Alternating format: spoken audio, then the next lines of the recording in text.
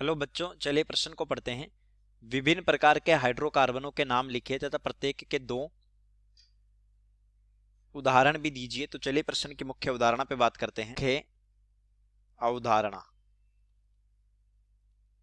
Hydrogen तथा carbon के यौगिकों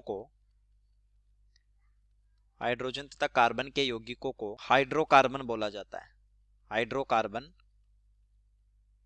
बोला जाता है। चलिए समझते हैं हाइड्रोकार्बन के बारे में। हाइड्रोकार्बन मुख्यतः तीन प्रकार के हाइड्रोकार्बन होते हैं। कार्बनिक रसायन में हाइड्रोकार्बन तथा इनके व्युत्पन्नों का अध्ययन किया जाता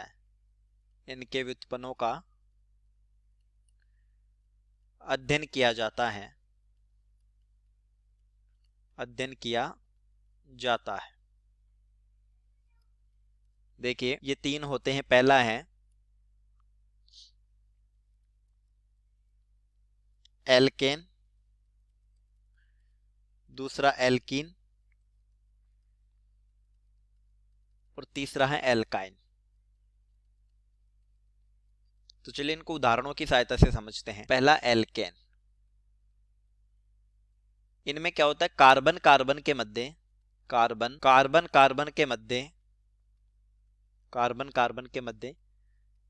एकल बंध उपस्थित होता है। इनका सामान्य सूत्र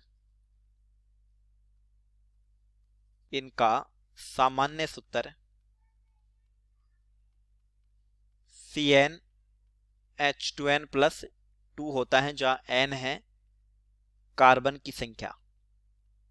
यानी अगर कार्बन की संख्या n होगी तो हाइड्रोजन की संख्या 2n+2 होगी। जैसे उदाहरण देखते हैं। उदाहरण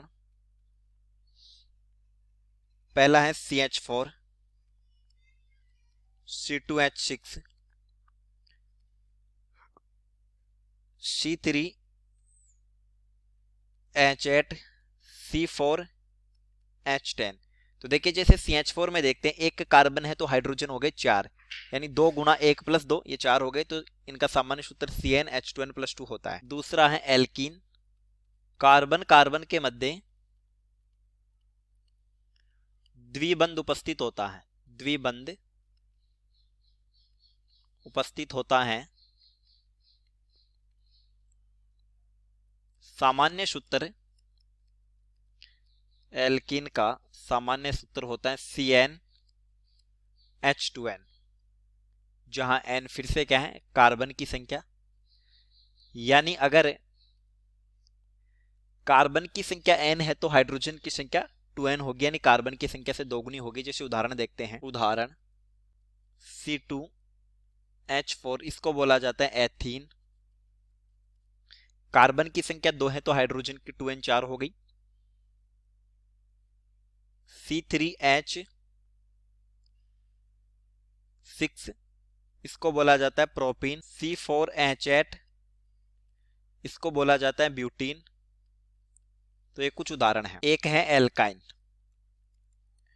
कार्बन कार्बन के मध्य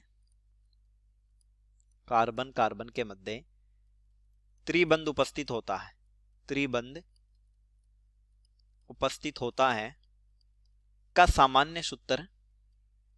इनका सामान्य सूत्र CnH2n-2 होता है। और n यहां पर भी क्या है, कार्बन की संख्या। जैसे इनके उदाहरण होंगे। उदाहरण C2H2, इसको बोला जाता है एथाइन।